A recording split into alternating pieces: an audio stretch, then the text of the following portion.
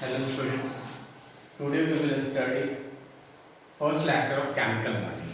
ठीक है, देखिए इससे पहले हमने पीरियोडिक क्लासिफिकेशन कंप्लीट किया था, 3 चैप्टर अपना कंप्लीट हो गया है।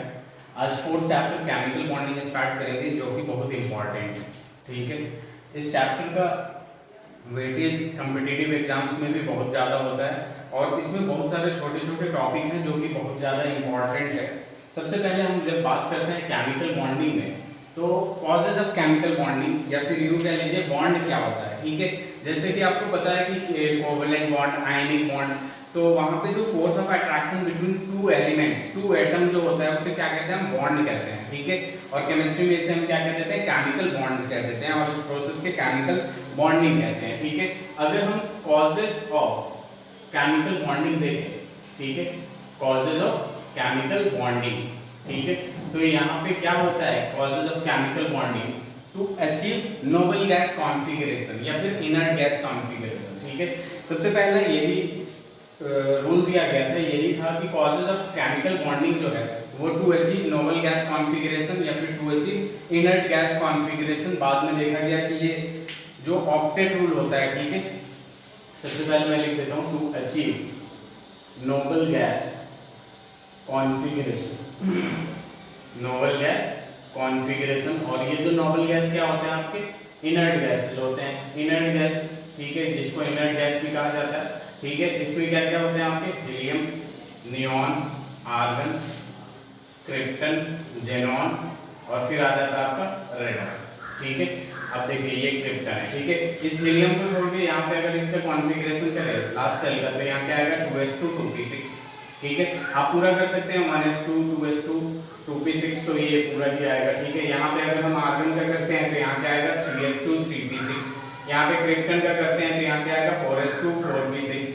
ये जेनॉन का करेंगे हम तो यहाँ क्या आएगा, 5s2 5p6। यहाँ पे देखने को क्या मिला कि लास्ट शेल में जो इलेक्ट्रॉन है आपके, लास्ट शेल में वो कितने हैं, 8 इलेक्ट्रॉन्स दिख रहे हैं। यानी नोबल गैस कॉन्फ़िगरेशन अचीव करने के लिए हमें क्या मिलना चाहिए, ns2np6।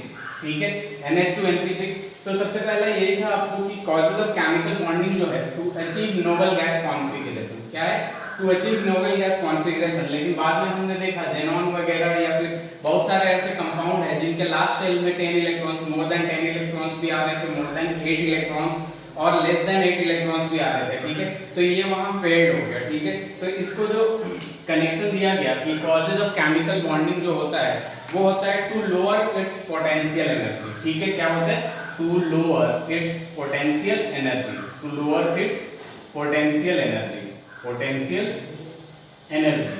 ठीक है, इस बात को ध्यान में दीजिएगा। देखिए ये रूल चलता तो है लेकिन ये फेल्ड हो गया ड्यू टू सुपर ऑक्टेट, मतलब लास्ट शेल में कितने इलेक्ट्रॉन, मोर देन 8 हो जा रहे थे। और फिर कुछ ऐसे भी कंपाउंड्स एग्जिस्ट करते हैं जिनके लेस देन 8 इलेक्ट्रॉन में वो स्टेबल है। ठीक है, तो ये फेल्ड हो गया था। दूसरा है to lower its potential energy. Chemical bonding इसलिए होता है ताकि उसका पोटेंशियल एनर्जी कम हो जाए। जैसे मान लीजिए एक ये है, यहाँ पे एक बॉल रखा हूं मैं और एक ये है, यहाँ पे बॉल रखा हूं, पोटेंशियल एनर्जी कम किसका है, इसका है, तो ये ज्यादा स्टेबल है। ये हाइट इतना आ गया, इसका पोटेंशियल एनर्जी कुछ ना कुछ होगा, ये अनस्टेबल है यहाँ पे। तो आई होप ये आप लोगों को समझ में आ रहा है। ठीक है, तो यहाँ है आपका chemical bonding, causes of chemical bonding to lower its potential energy. जैसे कि मैंने आप लोगों को बताया, एक बॉल यहाँ रखा गया है और एक बॉल यहाँ रखा गया है, तो स्टेबल ये होगा। ठीक है, क्योंकि इसका पोटेंशियल एनर्जी भी कम होगा एज कम्पेयर टू दिस, और ये अनस्टेबल होगा, इसका पोटेंशियल एनर्जी भी ज्यादा होगा। जस्ट सपोज कि आपके पास दो एटम दे रखा है, एक ये यहाँ दे रखा है और बी यहाँ दे रखा है। ठीक है, यहाँ Na न्यूक्लियस ऑफ ए, ये Nb nucleus of B, E a electron of A, Eb electron of B.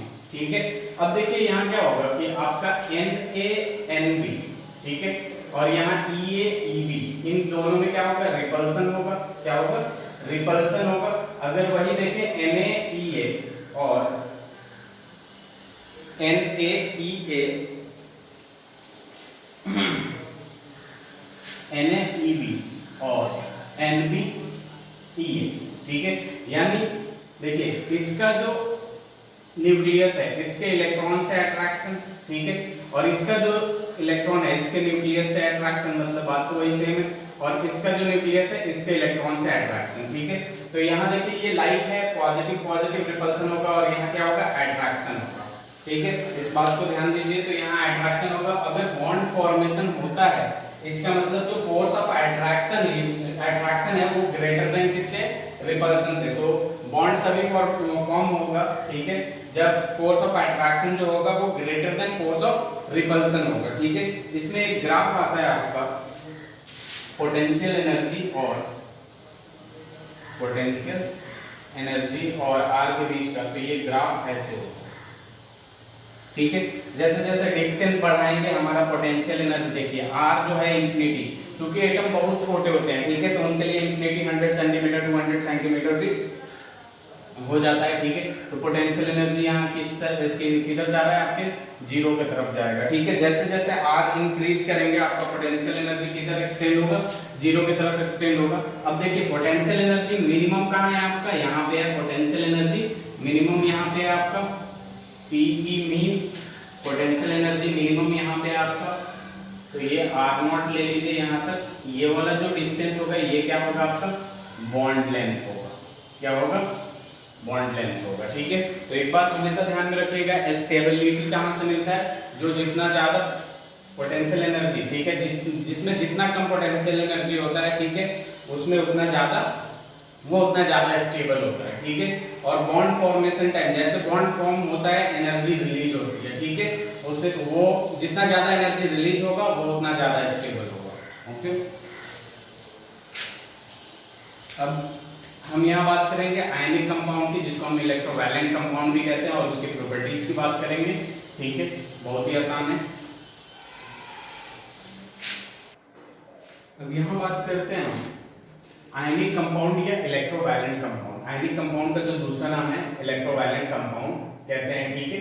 आपको क्लास 10 में आयनिक कंपाउंड के बारे में आपने पढ़ा है। आयनिक कंपाउंड क्या होता है आपका, complete transfer of electron, complete transfer of electron from a metal to a non metal. अगर एक मेटल है, ठीक है, मेटल क्या करेगा, नॉन मेटल को अपना एक इलेक्ट्रॉन डोनेट करेगा पूरा का पूरा, ठीक है, एक इलेक्ट्रॉन दे देगा, ठीक है। इससे जो कंपाउंड बनता है उसको आयनिक कंपाउंड कहते हैं या फिर इलेक्ट्रोवैलेंट कंपाउंड कहते हैं। और इनके बीच का जो बॉन्ड होता है उसे हम क्या कहते हैं, आयनिक बॉन्ड कहते हैं या फिर इलेक्ट्रोवैलेंट बॉन्ड कहते हैं, ठीक है। तो ये होता है आपका आयनिक कंपाउंड। जैसे सपोज कि सोडियम है यहाँ पे, ठीक है, ये गैसियस स्टेट में अभी इसके कॉन्फ़िगरेशन करेंगे तो 2,8,1, ठीक है। ये क्या हो जाएगा, इसमें से एक इलेक्ट्रॉन हमने निकाल लिया, जिसको हम क्या कहते हैं, आयनाइजेशन एनर्जी, ठीक है, 2,8, ठीक है। जो एनर्जी देके इलेक्ट्रॉन निकालता है उसे हम क्या कहते हैं, आयनाइजेशन एनर्जी। अब यहाँ पे क्लोरीन है गैसियस स्टेट में, इसमें हमने इस इलेक्ट्रॉन को ऐड कर दिया और यहाँ पे इसका कॉन्फ़िगरेशन क्या है, 2,8,7। जब ये गेन कर लेगा तो यहाँ पे क्या आ जाएगा आपका 2,8,8, ठीक है, ये आ जाएगा 2,8,8। अब ये क्या करेंगे कि Na+ और यहाँ पे क्या है आपका Cl-, ठीक है। इन दोनों के बीच में क्या आएगा आपका इलेक्ट्रोस्टैटिक फोर्स ऑफ अट्रैक्शन। क्या आएगा, इलेक्ट्रोस्टैटिक फोर्स ऑफ अट्रैक्शन, और यही अपना बॉन्ड बना लेगा। ये इलेक्ट्रोस्टैटिक फोर्स ऑफ अट्रैक्शन बहुत ज्यादा स्ट्रांग होता है, जो कि NaCl को होल्ड करके रखेगा, जिसको हम कहते हैं आयनिक कंपाउंड। क्या कहते हैं हम, आयनिक कंपाउंड कहते हैं। यहां बना लेगा फिर ये NaCl, ओके। अब हम बात करेंगे हम लेविस डॉट स्ट्रक्चर की। लेविस डॉट स्ट्रक्चर की बात करते हैं तो आपको पता है, जैसे कि मैंने यहाँ पे लिख दिया था Na+, ठीक है। Na+ किसमें आ गया था आपका 2,8,8, और ये क्या हो गया था आपका Na हो गया था, सॉरी, सोडियम था आपका, Na था, ये गैसियस स्टेट में था, इसको हमने कन्वर्ट किया Na+ में, ठीक है। और एक इलेक्ट्रॉन इसमें से निकल के, ये सारे गैसियस स्टेट में ही है, ठीक है। और क्लोरीन भी यहाँ पे क्या आपका, क्लोरीन को भी हमने गैसियस स्टेट में चेंज किया, उसके बाद ये क्या आ गया, इसमें एक इलेक्ट्रॉन ऐड किए तो Cl- हो गया, ठीक है। अगर यहाँ पे इसकी कॉन्फ़िगरेशन देखें तो 2,8,7 है, और यहाँ पे क्या है 2,8,8 है। यहाँ पे ये 2,8,1 है, और यहाँ पे क्या है 2,8 है, ठीक है। अब यहाँ देखिए जब हम इसकी बात करते हैं तो यहाँ पे क्या आ जाएगा आपका Na+ प्लस Cl-, ठीक है। इनके बीच में फोर्स ऑफ अट्रैक्शन होगा, ठीक है, इलेक्ट्रोस्टैटिक फोर्स ऑफ अट्रैक्शन। अगर हमें बनाना है आपका लेविस डॉट स्ट्रक्चर, तो लेविस डॉट स्ट्रक्चर हम ऐसे भी बना सकते हैं कि Na है, ठीक है, और यहाँ पे Cl है, Cl में आपका 7 इलेक्ट्रॉन है और यहाँ पे क्या है, इसके पास 1 इलेक्ट्रॉन है, ये ऐसे शो कर सकते हैं। तो ये इजीली आपका शो दिखा देगा ये क्या है, लेविस डॉट स्ट्रक्चर है, ये आपने 1 इलेक्ट्रॉन इसे दे दिया है। ओके, यहाँ पे ये क्या हो जाएगा आपका 8 इलेक्ट्रॉन हो गए, ये नेगेटिव चार्ज शो कर रहा है और यहाँ पे पॉजिटिव है बस, ठीक है। तो ये लेविस डॉट स्ट्रक्चर है। ऐसे ही अगर हम MgCl2 की बात करें, ये क्या था आपका NaCl के लिए था। अगर MgCl2 की बात करें तो देखिए यहाँ पे MgCl2 हमें बनाना है, क्या बनाना है, MgCl2। सबसे पहले Mg को गैसियस स्टेट में ले जाएंगे, ठीक है। यहाँ पे अगर इसके कॉन्फ़िगरेशन की बात करें 2,8,2 आ गया, यहाँ पे हमने इससे 2 इलेक्ट्रॉन निकाल लिया, ये गैसियस स्टेट में ही है, 2 इलेक्ट्रॉन निकाल लिए।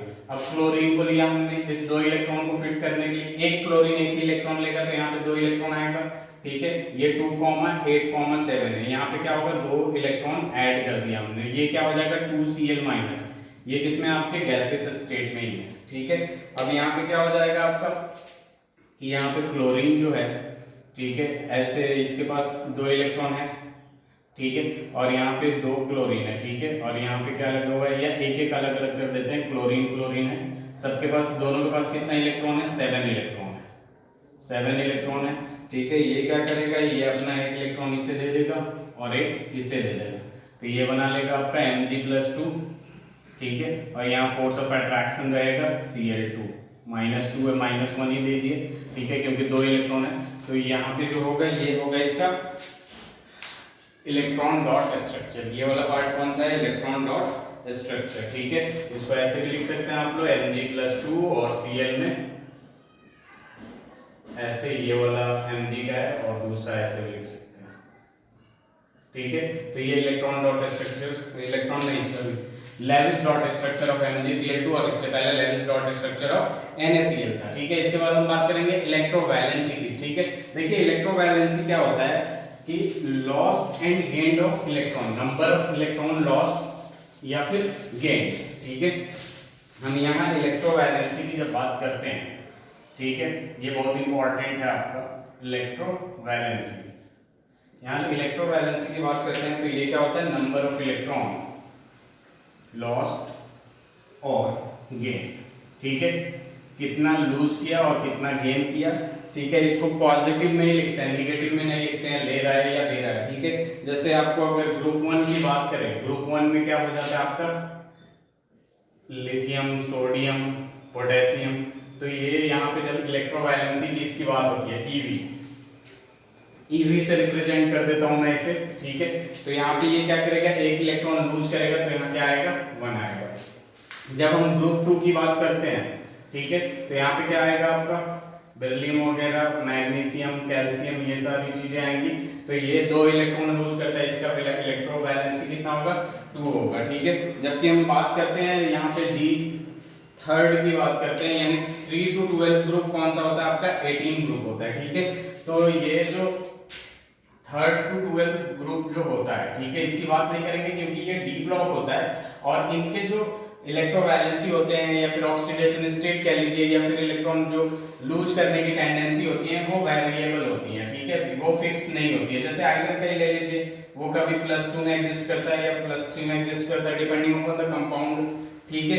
या फिर मैंगनीज के ले लीजिए, मैंगनीज +2 में, +3 में, +4 में, +5 में, इसलिए ये हमें 12th क्लास में पढ़ना है आपको डी ब्लॉक एलिमेंट में, ठीक है, F और डी ब्लॉक एलिमेंट में। तो इसकी इलेक्ट्रोवैलेंसी की बात नहीं करेंगे। जबकि हम G12 to G13 हो गया, G3 तो ग्रुप 3rd to ग्रुप 12, ठीक है। जब हम ग्रुप 13 की बात करते हैं वो एल्युमिनियम वाले, तो उनके कितने होंगे आपके एल्युमिनियम वाले ग्रुप में 3rd, ठीक है, क्योंकि 3 ये इलेक्ट्रॉन इजीली डोनेट कर सकता है, ठीक है। और ये G14 की बात करते हैं, ये कोवेलेंट कंपाउंड बनाते हैं, ये कार्बन, सिलिकॉन वगैरह, तो ये तो इनके इलेक्ट्रोवैलेंसी नहीं देखेंगे। 15 की बात करते हैं नाइट्रोजन, फास्फोरस वाला, तो इनके जो वैलेंस इलेक्ट्रॉन होते हैं वो 5 होते हैं, तो वो 5 देना आसान नहीं है, जबकि 3 वो ले लेते हैं, तो इनका इलेक्ट्रोवैलेंसी कितने होंगे 3 होंगे, ठीक है।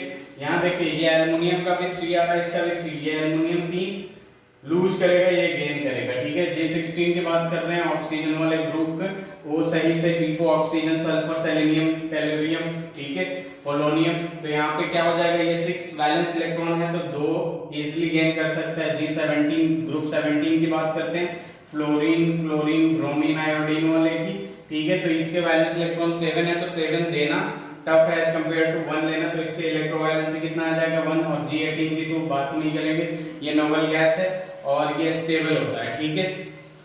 तो आई होप आप लोग ये इलेक्ट्रोवैलेंसी समझ में आया हो, ठीक है। नंबर ऑफ इलेक्ट्रॉन लॉस्ट और गेन, ठीक है। अब हम बात करेंगे कि favourable condition for ionic compound, ठीक है। Favourable condition for ionic compound, favourable conditions for ionic compound, ठीक है। फेवरेबल कंडीशन क्या होगा, सबसे पहला मेटल की बात करते हैं, ठीक है। कोई मेटल है, ठीक है, इसमें क्या करते हैं हम एक एनर्जी देते हैं इसको, और इसमें हम क्या करते हैं इसके इलेक्ट्रॉन को बाहर निकालते हैं, ठीक है। जब किसी को एनर्जी देके, ठीक है, बाहर निकालते हैं, ठीक है, यानी यहाँ पे क्या दिया हमने, एनर्जी एब्जॉर्ब किया ये, ठीक है, एनर्जी दिया हमने जिसे हम क्या कहते हैं आयोनाइजेशन एनर्जी, क्या कहते हैं आयोनाइजेशन एनर्जी, ओके। दूसरा जो होता है आपका नॉन मेटल, क्या होता है आपका नॉन मेटल। तो नॉन मेटल में देखिए क्या होता है कि ये इलेक्ट्रॉन जो निकाला गया है, ठीक है, वो किसी में ऐड करते हैं, ठीक है, क्या करते हैं ऐड करते हैं, जिसको हम क्या कहते हैं इलेक्ट्रॉन एफिनिटी। यहाँ पे क्या होता है इलेक्ट्रॉन रिलीज होता है, क्या होता है इलेक्ट्रॉन रिलीज होता है, सॉरी इलेक्ट्रॉन नहीं, एनर्जी रिलीज होता है, एनर्जी रिलीज होता है, ठीक है, जिसको हम क्या कहते हैं इलेक्ट्रॉन एफिनिटी। देखिए इसके थर्ड चैप्टर में हमने अच्छे से पढ़ा था आपको आयोनाइजेशन एनर्जी और इलेक्ट्रॉन एफिनिटी, ठीक है। तो जब एक इलेक्ट्रॉन को निकालते हैं किसी गैसियस एटम से, उसमें एनर्जी दे के, जो जिस एनर्जी को दे के निकालते हैं उस एनर्जी को क्या कहते हैं आयोनाइजेशन एनर्जी। और इलेक्ट्रॉन एफिनिटी, जब इलेक्ट्रॉन ऐड करते हैं तो एनर्जी रिलीज होता है, जिसको हम क्या कहते हैं इलेक्ट्रॉन एफिनिटी। थर्ड स्टेप जो होता है आपको मेटल और नॉन मेटल को हम ऐड करते हैं, क्या करते हैं ऐड करते हैं मेटल और नॉन मेटल को। तो यहाँ पे क्या आएगा आपका m प्लस x माइनस को जब हम ऐड करेंगे, ठीक है, तो ये क्या बनाएगा mx बनाएगा, ठीक है, mx बनाएगा। और यहाँ क्या होता है जब बॉन्ड बनता है, क्योंकि यहाँ बॉन्ड बन रहा है दिख रहा है आपको mx में, ठीक है, m और x के बीच में बॉन्ड बन रहा है, तो जब भी बॉन्ड बनता है तो एनर्जी रिलीज होता है, ठीक है, क्या होता है एनर्जी रिलीज होता है, जिसको हम क्या कहते हैं लैटिस एनर्जी कहते हैं, क्या कहते हैं लैटिस एनर्जी कहते हैं। अब देखिए फेवरेबल कंडीशन कहने का मतलब क्या है कि जब मेटल से इलेक्ट्रॉन निकाला जा रहा है तो वहां पे कम से कम एनर्जी लगे, ठीक है, यानी आयोनाइजेशन एनर्जी मिनिमम हो, ऐसा एलिमेंट हो जिससे इजीली इलेक्ट्रॉन निकल जाए, उसके बाद तब ये क्या होगा स्टेबल होगा, ठीक है। अब नॉन मेटल की बात करते हैं तो इलेक्ट्रॉन ऐड कर रहे हैं, तो यहाँ पे एनर्जी क्या होना चाहिए ज्यादा से ज्यादा रिलीज होना चाहिए ताकि वो स्टेबिलिटी की तरफ जाए, ठीक है। तो ये क्या होना चाहिए आपका मैक्स होना चाहिए। और लैटिस एनर्जी की बात कर रहे हैं तो जितना ज्यादा एनर्जी रिलीज होगा उतना ज्यादा कंपाउंड क्या होगा स्टेबल होगा, ठीक है। यहाँ लैटिस एनर्जी की बात कर रहे हैं, नेक्स्ट लेक्चर पे इस पे पूरा एक वीडियो है। लैटिस एनर्जी का मतलब क्या होता है 1 mole of solid ionic compound, ठीक है, 1 मोल जो आयनिक कंपाउंड होता है, ठीक है, उसको गैसियस एटम में, ठीक है, जो तोड़ने में एनर्जी लगती है, ठीक है, उसे हम क्या कहते हैं when 1 mole of gaseous ionic compound form, ठीक है, या फिर ये कह लीजिए 1 mole of ionic compound form होते हैं फ्रॉम गैसेस कैटायन और अनायन, ठीक है, उसे क्या कहते हैं हम लैटिस एनर्जी कहते हैं, ठीक है। 1 मोल आयनिक कंपाउंड फॉर्म करने के कहां से आपके गैसेस अनायन और गैसेस कैटायन से, उसको क्या कहते हैं लैटिस एनर्जी कहते हैं। तो इस बात को ध्यान में रखिएगा, लैटिस एनर्जी क्या है आपका आयोनाइजेशन एनर्जी पढ़ चुके हैं हम लोग, ये इलेक्ट्रॉन एफिनिटी भी पढ़ चुके हैं, और इसके बारे में हम नेक्स्ट लेक्चर में पूरा एक वीडियो बनाएंगे, ठीक है, लेक्चर बनाएंगे तो वहां और अच्छे से क्लियर हो जाएगा, ठीक है। अब देखिए इस पे कुछ क्वेश्चन करते हैं, विच इज मोर आयनिक, ये क्वेश्चन देखिए विच इज मोर आयनिक, ठीक है। आयनिक होने के लिए सबसे पहले मेटल क्या होना चाहिए इजीली इलेक्ट्रॉन दे देना चाहिए, यानी आयोनाइजेशन एनर्जी दोनों में क्या है सेम है, सब में सेम है। जबकि हमारा FCl Br I की बात कर रहे हैं तो फ्लोरीन, क्लोरीन, ब्रोमीन, आयोडीन, नीचे जाएंगे हम तो नॉन मेटालिक कैरेक्टर क्या होगा, डिक्रीज करेगा। ठीक है, देखिए आयनिक कंपाउंड बनाने के लिए एक मोर मेटल चाहिए और एक मोर नॉन मेटल चाहिए, मतलब दोनों ही ज्यादा मेटालिक और नॉन मेटालिक होना चाहिए, कहने का मतलब। तो यहाँ पे सबसे ज्यादा क्या होगा, NaF होगा। ठीक है, क्योंकि डाउन द ग्रुप क्या होता है आपका, नॉन मेटालिक कैरेक्टर डिक्रीज करता है। क्या करता है, डिक्रीज करता है। इसका दूसरा अगर एक क्वेश्चन करना चाहें हम लोग, ठीक है, ये विच इज मोर आयनिक, समझ में आ गया आप लोगों को। ये मेटल तो सेम है, अगर नॉन मेटल देखा जाए तो non metal down the group decrease करता है, तो सबसे ज्यादा नॉन मेटालिक फ्लोरीन होगा, इसलिए नॉन मेटालिक सबसे ज्यादा और मेटालिक सबसे ज्यादा मिलके क्या बनाएगा, मोर आयनिक। ठीक है, दूसरा विच इज मोर आयनिक, ये भी वही क्वेश्चन है। ठीक है, विच इज, मिटाना नहीं चाहिए था मुझे, विच इज मोर आयनिक। ठीक है, इसमें क्या है आपका LiCl, NaCl, KCl, RbCl। ठीक है, मोर आयनिक देखिए यहाँ क्लोरीन कांस्टेंट है, क्या है, क्लोरीन कांस्टेंट है। ठीक है, तो हम मेटल को देख लेते हैं, नॉन मेटल तो कांस्टेंट है Li, Na, K और Rb। डाउन द ग्रुप क्या होगा, मेटालिक कैरेक्टर इंक्रीज करेगा, तो सबसे ज्यादा मेटालिक Rb और क्लोरीन तो कांस्टेंट है, तो यहाँ पे क्या हो जाएगा आपका, मोर आयनिक ऐसे हो जाएगा। जबकि इसकी कोवेलेंट कैरेक्टर की बात करते हैं तो उल्टा हो जाएगा। अगर हम कोवेलेंट कैरेक्टर की बात करते हैं, ये वाला किसके लिए, कोवेलेंट कैरेक्टर के लिए, ये किसके लिए किया था हमने ऊपर, आयनिक कैरेक्टर के लिए, पहले वाले में भी उसके उल्टा हो जाएगा कोवेलेंट वाला। ठीक है, तो यहाँ मोर आयनिक क्या होगा, RbCl, then KCl, NaCl, then LiCl, और जबकि कोवेलेंट की बात कर रहे हैं तो LiCl, NaCl, KCl और RbCl। आई होप ये आप लोगों को समझ में आ रहा है। ठीक है, अब हम बात करेंगे प्रॉपर्टीज ऑफ आयनिक कंपाउंड की। ठीक है, किसकी बात करेंगे, प्रॉपर्टीज ऑफ आयनिक कंपाउंड की, बहुत ही आसान है। जब आयनिक कंपाउंड की बात करते हैं तो सबसे पहले आ जाता है आपका फिजिकल स्टेट। ये बहुत ही आसान है, फिजिकल, ये आपने क्लास 10th में भी पढ़ा था।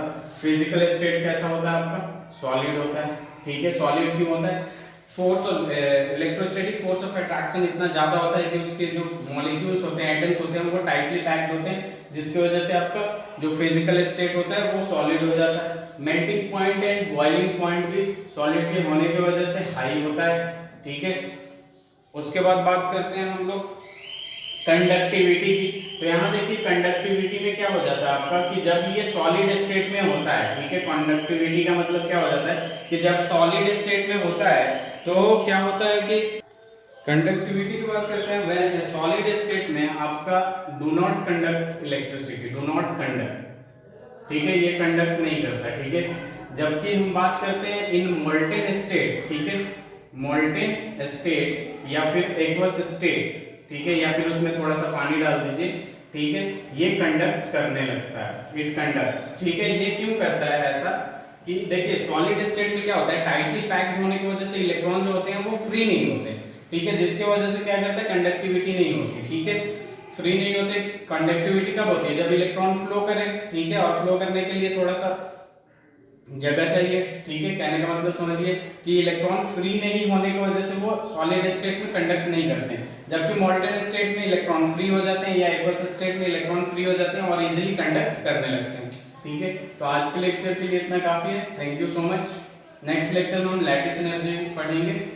अगर इसमें कोई आपको डाउट हो तो कमेंट सेक्शन में जरूर मेंशन करें। Thank you.